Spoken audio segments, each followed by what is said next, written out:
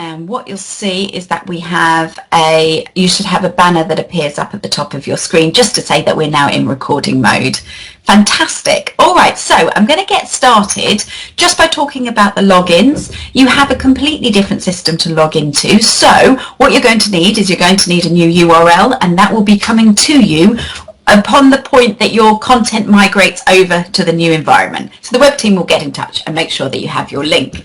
But what I'm also going to do is I'm going to make sure that we pop in, here's my URL for you. I'm just going to pop that in the chat window.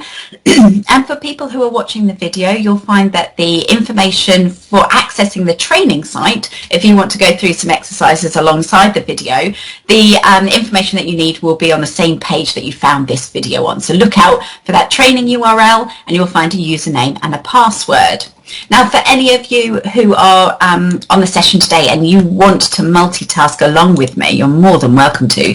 You're going to need the details to get logged on to the training site. And so what I'm sending across now is just the username and the password for you if you want to go and access it yourself. But I very much encourage you to access it after the session and have a good old play around if you have a bit of time available to you. So what's going to happen is web team's going to get in touch with you, give you an idea that your content is about to be migrated over from our old esussex.gov.uk site that was on Umbraco 7 over to the brave new world of Umbraco 8. And what you're going to find is that it's quite a different view. Let me give you a sneaky preview. So this is what we're heading to. This is the new design, and primarily the major change that we are going to be seeing is that the site takes accessibility as its leading point. So what you will find is there are so many more ways in which we have opened up accessibility and made sure that we are compliant with all guidelines that will help us make sure we don't place barriers unnecessarily in front of people when trying to get our content. So this is what we're aiming for. Some of the content has already been moved across. So for example, libraries have moved across, and we're now actively updating that content in Umbraco 8. But let's get logged in and see what it looks behind the scenes rather than in front of the scenes. So I'm going to get myself logged in. And one of the first things that you will see that will be different for you is the navigation has moved around a little bit. Not hugely, but you know how you used to have a bar on the left-hand side and that was your content, your media bar? It's just popped itself at the top, it's just moved slightly.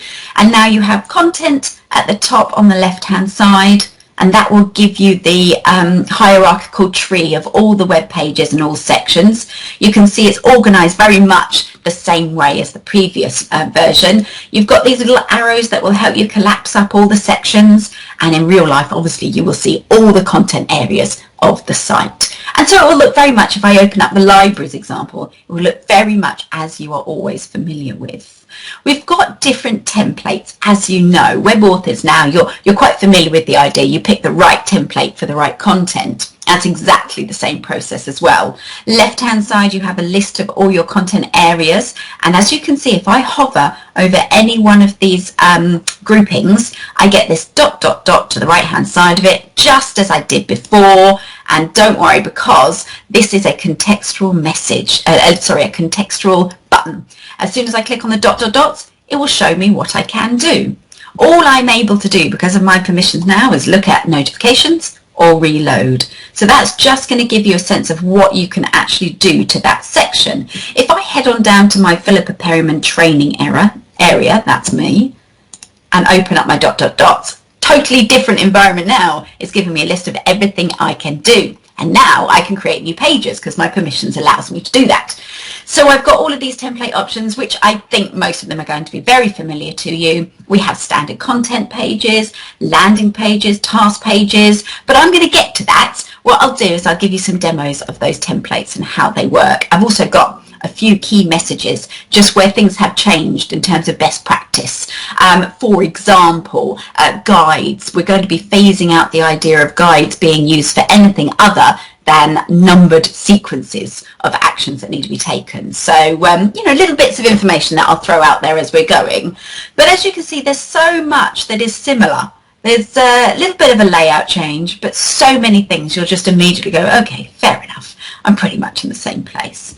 One of the biggest differences in terms of templating is, and I'm terribly excited about this template that will allow you to put what used to be long and complex documents that we put in PDF, instead of having to put in all that time and effort to making sure that that is an accessible PDF. We now have a template that you can just put the content in a web page. It's absolutely designed to kind of replicate this idea of a fully navigational PDF document. So we've got documents in accessible HTML, and I will demo how that works. We will convert a document into a web page. So there's lots and lots of different templates here. Let's go have a quick look over at the media section. Can you see I'm just closing up the different sections? At any point that you hover over one of the sections and you get this no entry sign, see that red icon? It just means you do not have permissions to get involved at that stage. Don't even worry about it. Nobody can go in and change the homepage unless you are the web team. Makes sense. I'm going to move further up then, and I'm going to go over to the media section. Now the media section has been beautifully cleaned up. So what I'm going to do is I'm going to ask you really, really nicely to go with this convention that we're not going to be having all these complicated folder structures anymore. Every single section or department that has content now simply has two folders. Love the simplicity of it. We're going to have a documents folder. You're never going to guess what goes in there, the documents. We've got an images folder, and that's for any imagery that you're going to be using across your site. So two very simple folders now. Everything that you need will be in there. Documents, images. Let's go over to my training area to see what that looks like. So these are all my documents that I'll be using in my demo, and these are my images that I'll be using in my demo. Great. Now, one little tip. Because some of your departments are going to have more content than others, you may be slightly concerned, well, what if that becomes out of hand? What if loads and loads of documents start piling up in there and I can't find what I'm looking for? Two things to say about that. Housekeeping. Housekeeping is terribly important. We are now going to need to really keep on top of making sure that the documents and images we don't use are coming out of the system, that we're not unnecessarily storing things that's not being used. But secondarily, is the little search button in the top right hand corner. Just want to point that out for you. So you can actually search for any content within here. Let me go to documents and then let's do a little test search. So as I search for that keyword, any documents that contains the keyword will come up for you. Test, obviously not exactly the most specific of search terms. There we go. So don't fear. You'll be able to find everything that you're looking for. Just remember your keywords. What I would also say is that as you navigate through the media section, everything that you know about the media from working as web authors is exactly the same. Now, if I want to have a look at the details of that resource, I can click onto the image, but bear in mind that what that does is it selects it. Do you remember that split button scenario I was telling you about when you first discovered Umbraco? It's the same thing here. If I click onto the picture, it will just literally open it up for me by selecting it there. If I select the image in the tree, do you see now I get the information page? So just let me show you that again. In my folder, I desperately want to see what this is. So I'm trying to click it, trying to look at the details, but I need to go over to the left-hand side in the tree to navigate to the details page. And then you can see all the information. Now, I am going to repeat myself a lot, because I feel very strongly about this. For all of you who've been on my Accessible Documents training course, you'll know how I feel about alternative text, making sure that we fully signpost everybody in the right direction to alternatives for content that's locked down in imagery. So the alternative text section I'll be going over, that is something that we're going to need to make sure is attached to every single image that we upload. And I'll talk to you about that, it's not a problem. The main kind of point of this section is just to say, have a look at this navigation and how it's very, very similar, but a few different areas have changed. Okay, so the Pages themselves, let's talk a little bit about pages and how they are built. Very similar circumstances as you had before. Let me open up the Philippa Perryman training area. I'm going to go to my standard page. Now the thing about your pages is it's adopted a bit more of a intranet type feel to it. For those of you web authors who are familiar with the internet side of things, you'll recognize some of this. So the content is now made out of content boxes. Here's an example of what I mean. I'm going to just click onto this box here, and it will open up the content box that contains the text. In the old world, if you like, in the previous version, you could just scroll down. It was like a really, really long page, and you would see all the text that made up the content. But now, instead, there are collapsible content boxes. Keep an eye out for those. And you get to see the first bit of text within the box. So this one says this is a page of content because first line of the text is this is a page of content. And it toggles open and close. I'm going to open up another one. This is a content box for a subheading. Close that. This is a subject box that has text. Then we've got a subject box that has a subtitle and a subject box here with more text and links to documents. So once you've got past that content area, then you start getting all the extra stuff that you can put on a page. Technical term there, extra stuff. But things like you can add partner logos. There's a space for it. You know how Umbraco works. There's sections that you fill in. So the top section is going to be your content. Then you'll go into things like partner logos if you want those at the bottom of your page. And then we have that section that you could put in many items that are related to your content. That's the related links section. By the way, with the related links section, we want to get into the habit of calling it related content because it could be any manner of items that we're going to give people access to. So related links goes in there. And then you have that SEO section. And you might remember this as being items that you could access through tabs at the top of the content page. But instead now it just rolls on down the page. Now that can give you quite a lot of scrolling to get through. So let me just show you up here the content button. If you hover over it, it will open up a menu that allows you to quickly jump to the different sections in the template. So if I want to very quickly get to the SEO section, I can click SEO and you can see it roll down. Author notes, just jump straight there. You see, so just some quick shortcuts in the corner. Now, as we're going through then, there are mandatory sections. You know this. We've done this for a long time. The description of your page has to have content in it or you're never going to be able to publish. So when I go and I try and put content in, you will get an error message. You won't see the lovely green one. You will see the red button that says mandatory information is missing. Exactly the same as you would in a previous section. So this is a summary of the content designed to let search know that they have found the right content.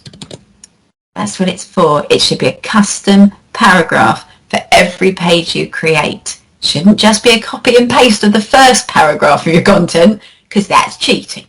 What we're going to do instead is make sure that we've got this lovely paragraph that when I see it on a search results page, it's going to make me think, yes, that's where I want to go. If I click on this, I will get the answer to what I need. Brilliant. Okay, so there's not an awful lot of change to the layout here.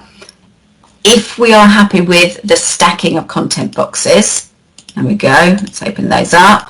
And if we're happy with, instead of tabs, we now flow down the page and we can quickly jump to those different areas over here. All right, next to the content button is the information button. And the information button is key for you to understand the kind of stats or the information about your page. This is where you're going to find your version history. Pause for effect there. Version history obviously be very important if you want to roll back to any previous versions or if you want to see what the changes of the page have been historically. So that's this section down at the bottom. You can see everything in the list there. Navigate through the pages if you want to go further back. On the right hand side you will see its status, when it was created and the template that was used. So if you really like a page that a colleague has created and you're thinking, what template did they use? Go and have a sneaky peek on the info tab and go and have a look at the template, and then you'll be able to build one using the same template. You'll also get an information screen about any URLs that redirect to this page, and you will get the link for it. That's the internal link. I'm going to pause. Are there any questions that are popping up in your mind so far? Do throw them out if you come up with them. But I hope that getting a visual on this site for the very first time, I hope that you feel quite reassured that it's pretty much the same beast, isn't it? I mean, we're in the same environment for you to put your content. But what we've got is just a few visual changes that affect the navigation.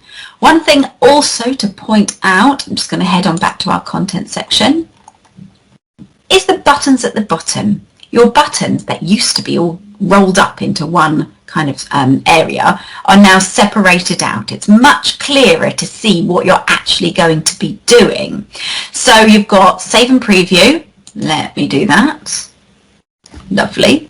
And now you can see exactly how the page is laid out. You can see how that's structured. And you can see that we've still got what's called the latest box. Jill, I just saw your question come on in. Perfect timing. Thank you very much. We've still got the latest box, but they are now called page alerts.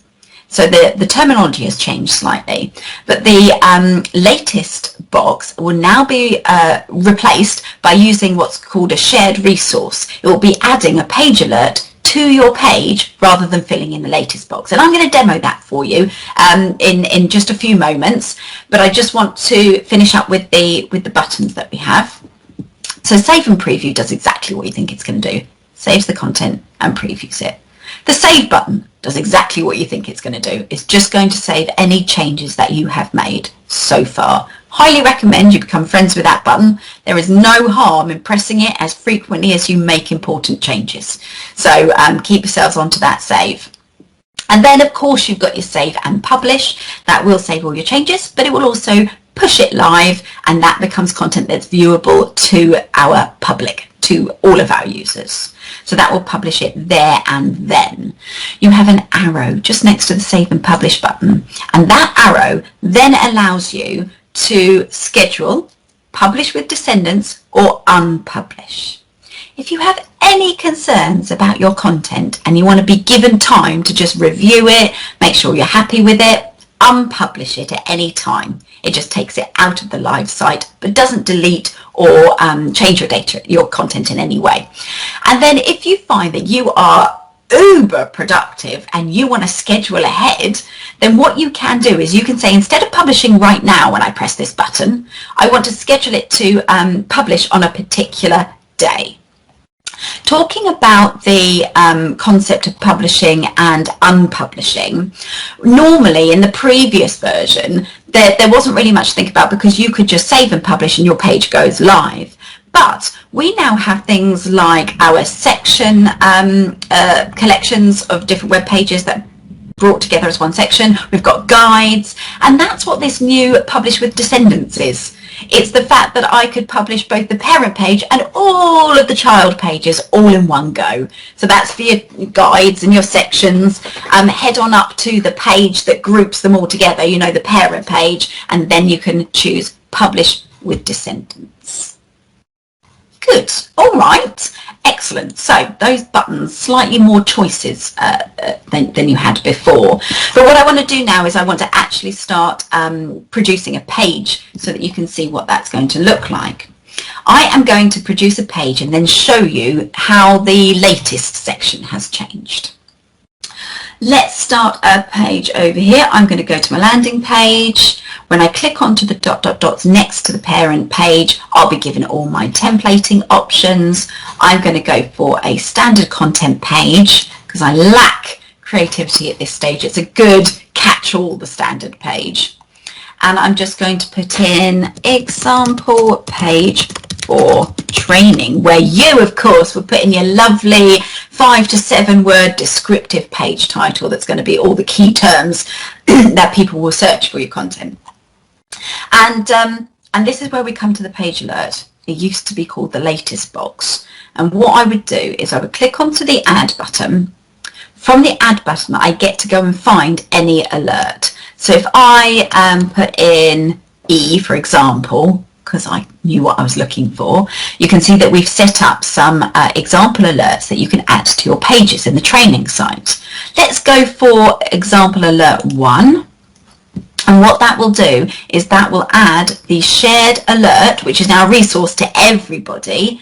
We can add that shared page alert to the page, and it's going to be the replacement for the latest box. Let me just go ahead and carry on adding some content. When we publish, you'll see what effect that has. So then I'm going to add content to the main part of the page. And this is where you get to choose the type of content that you want to add. This is a slightly different process. Now, it's not a problem if you just want to go ahead and add your text. That's just the standard content button. And that's where a rich content text box gets put in place. So I'm going to say this is a text box. It can be used for text, bullet, etc. You know, I'm just typing as you always do. Nothing fancy here. Just like the previous version, you've got a toolbar that appears right at the top. So you've got clear formatting, undo, redo. Sorry, I'm reading a screen for you here, but you can see all your options are available just as they were before. But we've got a new one. We have one called insert macro. I'm going to refer to that a little bit later because that insert macro button is your key process for adding documents to your page.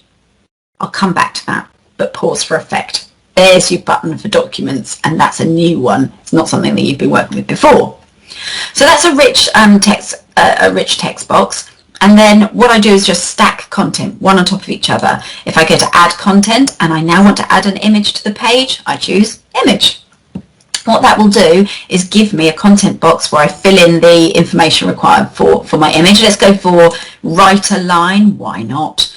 I click onto the plus sign for image.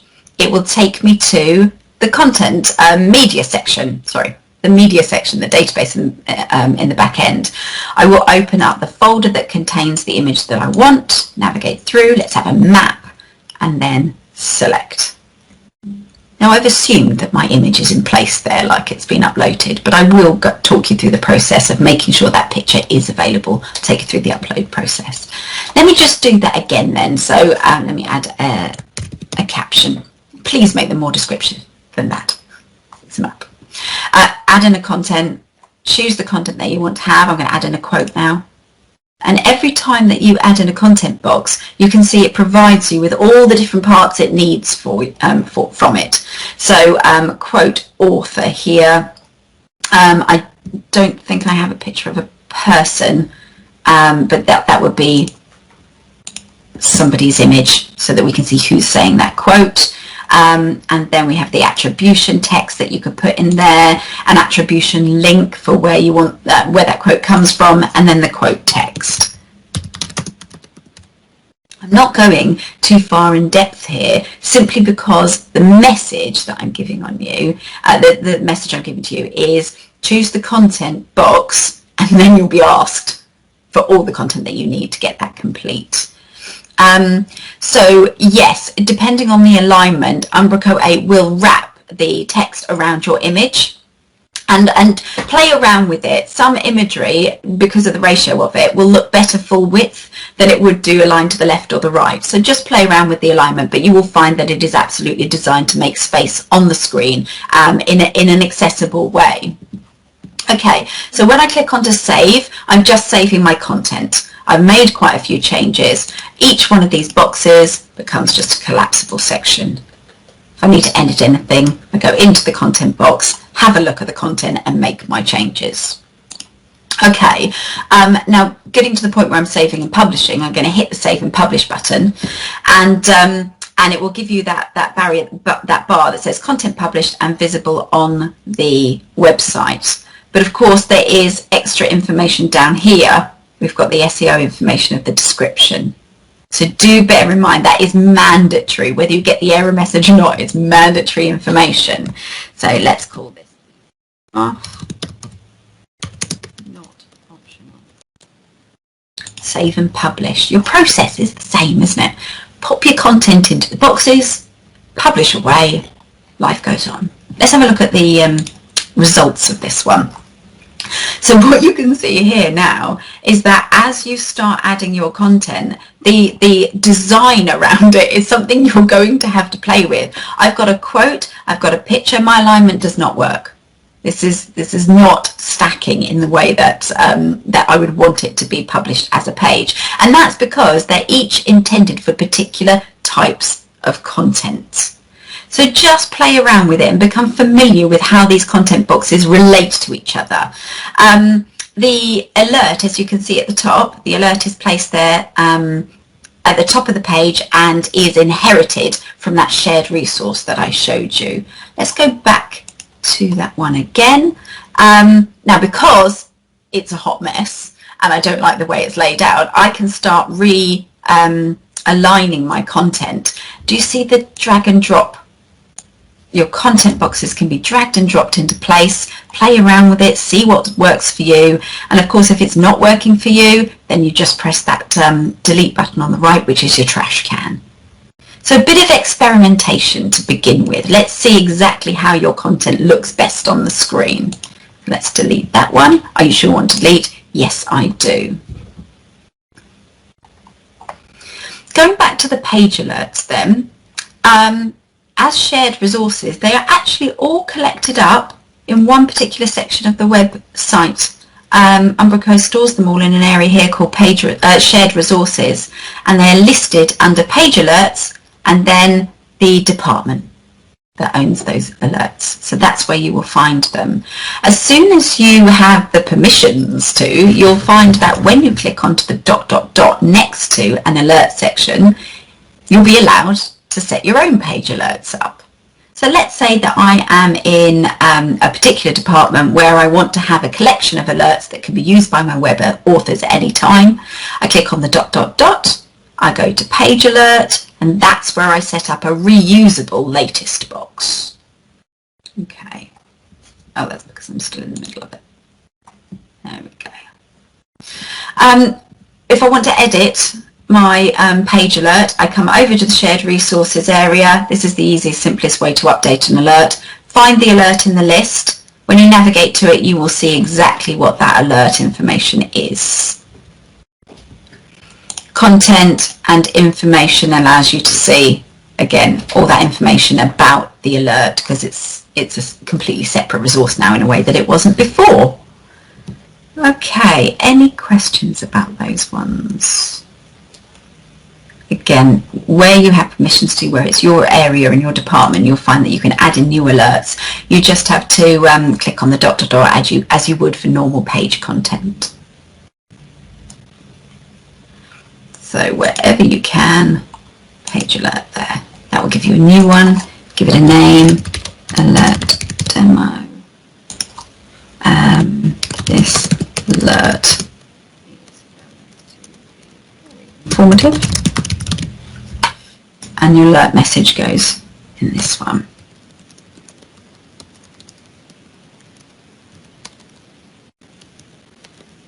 Then all the design work is done for you, so that will just be generated on your page with a nice box around it.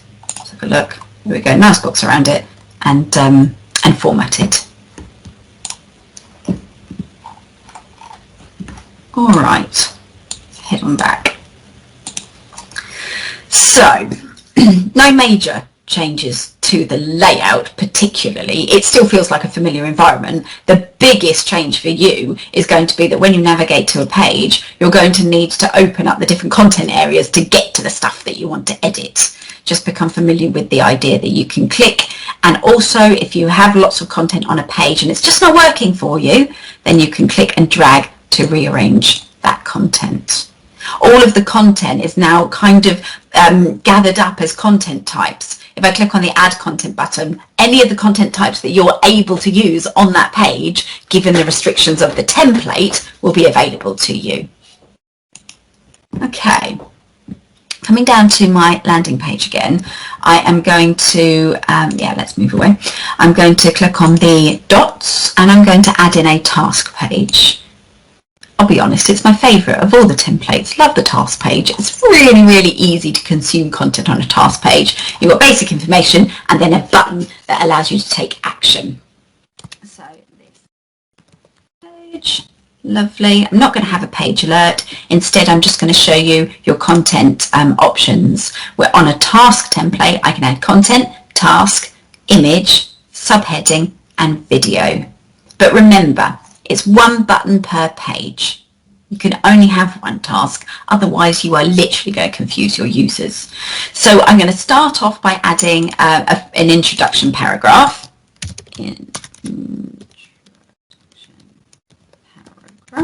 Lovely.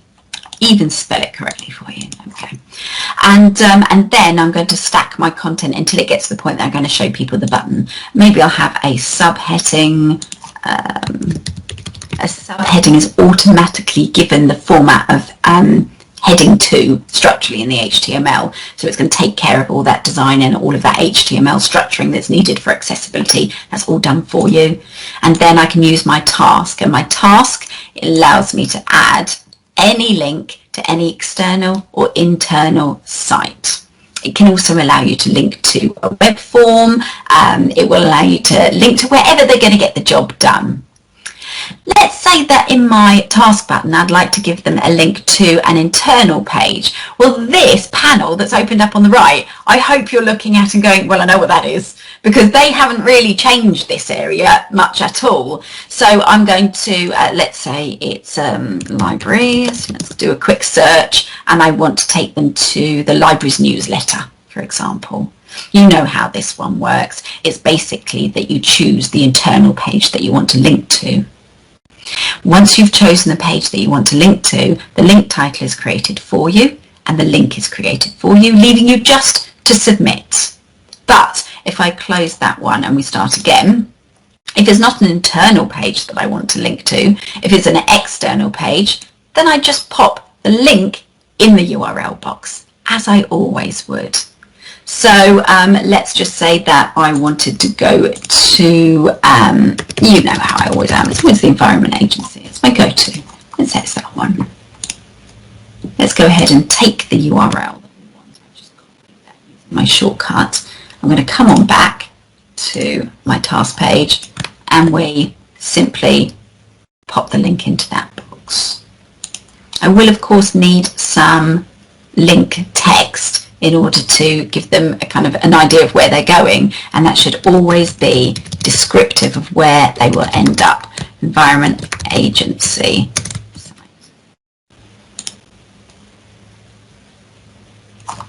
Let's save that.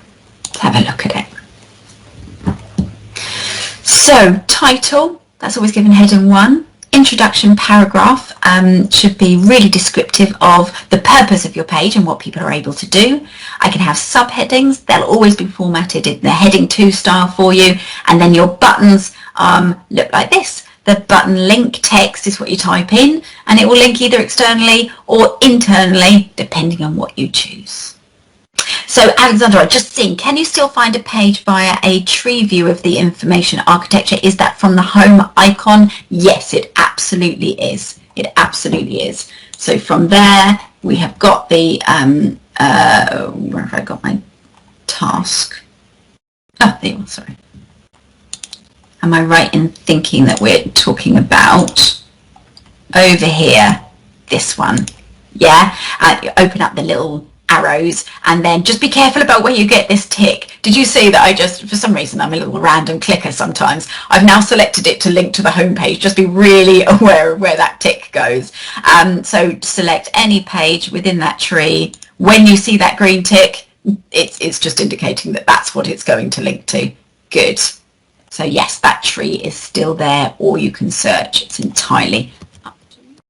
Now bear in mind that you only have access to the areas that you have permission to access. So you can link to any internal page. Of course you won't be able to edit every internal page. You are only a web author for one particular section.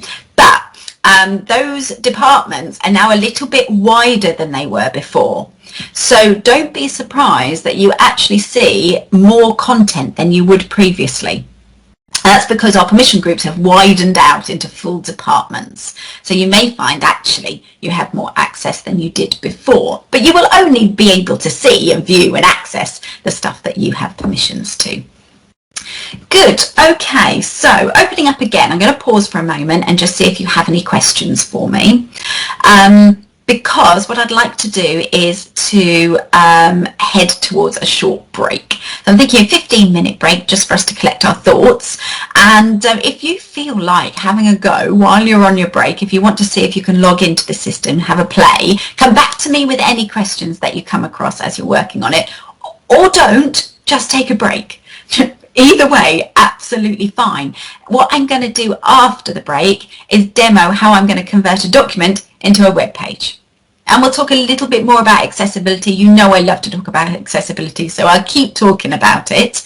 And then I'm also going to give you those key messages about how the content works now and any changes that you'll experience, and talk about templates as well.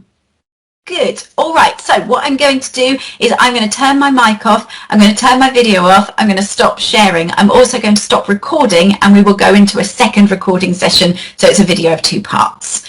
Brilliant. All right, thank you so much indeed for your attention so far, greatly appreciate it. Come back to me with questions at 11 o'clock. I will see you there, and we'll start recording again and we'll go into part 2. Perfect. All right, thanks very much. See you shortly. I'm also going to stop recording and we will go into a second recording session, so it's a video of 2 parts. Brilliant. All right, thank you so much indeed for your attention so far, greatly appreciate it. Come back to me with questions at 11 o'clock. I will see you there, and we'll start recording again and we'll go into part 2. Perfect. All right, thanks very much. See you shortly.